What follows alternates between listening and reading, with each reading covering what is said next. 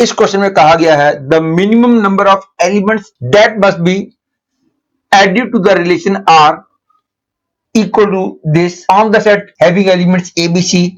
so that it becomes symmetric and transitive is you have to find the correct choice. ये तो clear है order pair A B क्योंकि are को belong कर रहा है इसलिए बी ए को आर को बिलोंग करना पड़ेगा, दैट इज को बी ए को इंक्लूड करना पड़ेगा। बीसी है इसलिए सीबी को भी इंक्लूड करना पड़ेगा और यदि मैं बी ए और सीबी दोनों को इंक्लूड कर लेता हूं तो फिर ये रिलेशन सिमेट्रिक बन जाएगा, मतलब आर सिमेट्रिक बन जाएगा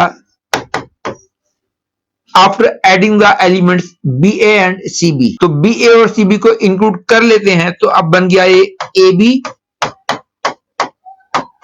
बी ए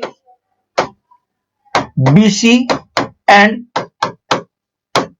सी बी।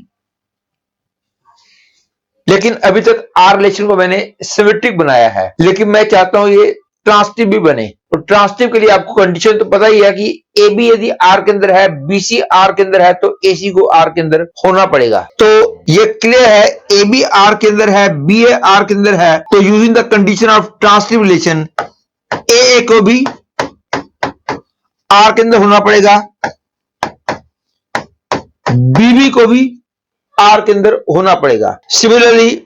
बीसी और सीबी को यूज करें तो बीबी ओ आर के अंदर होना पड़ेगा, लेकिन वो तो मैं काउंट कर चुका हूं। अब मैं सीबी और बीसी को देखूं,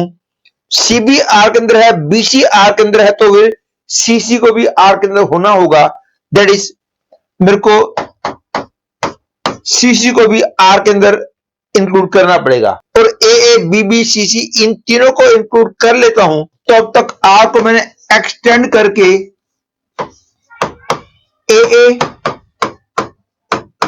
B B C C A B B A B C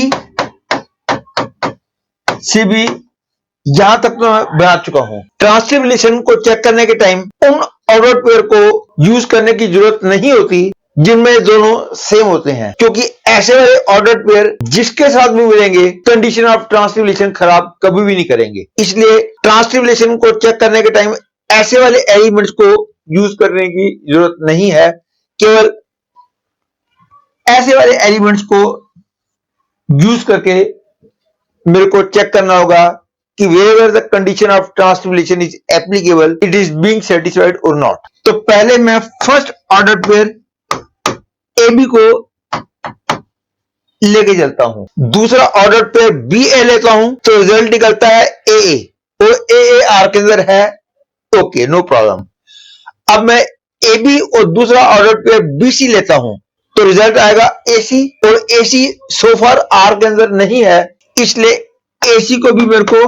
R में इंक्लूड करना होगा। और एसी को इंक्लूड किया है तो फिर सीए को भी इंक्लूड करना पड़ जाएगा। तो यदि एसी और सीए दोनों को इंक्लूड कर लिया तो आर रिलेशन के अंदर